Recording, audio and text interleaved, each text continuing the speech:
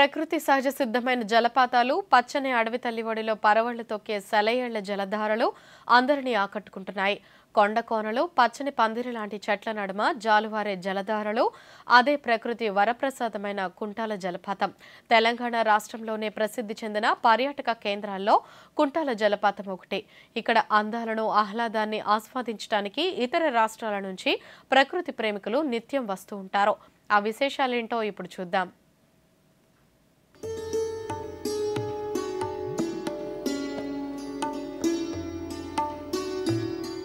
తెలంగాణ రాష్ట్రంలోనే అతి ఎత్తైన అద్భుతమైన జలపాతం.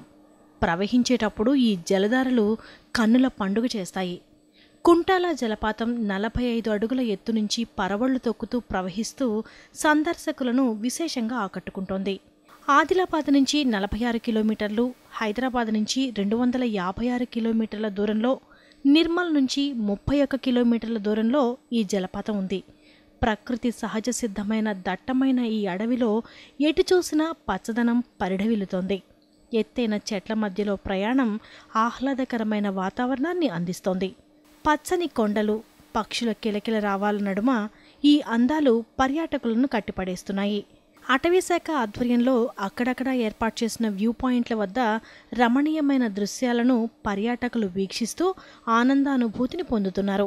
వారాంతంలో హైదరాబాద్, కరీంనగర్, వరంగల్, నిజామాబాద్ జిల్లాలతో పాటు మహారాష్ట్ర, ఆంధ్ర, ఉత్తర, దక్షిణాది రాష్ట్రాల నుంచి విద్యార్థులు, యువత తరలి వస్తుంటారు. కుంటాల జలపాతం చూడాలంటే 408 మెట్లు దిగాలి. చుట్టుపక్కల అటవీ ప్రాంతం సైతం పచ్చని చిగుళ్లతో ఆహ్లాదపరుస్తోంది. కుంటాల జలపాతం అడవి అందాలను చూసేందుకు పర్యాటకులు తరలివస్తుండగా, మరోవైపు అందాల వెంట పొంచి ఉండే ప్రమాదాల పట్ల జాగ్రత్తగా ఉండాలని అధికారులు సూచిస్తున్నారు.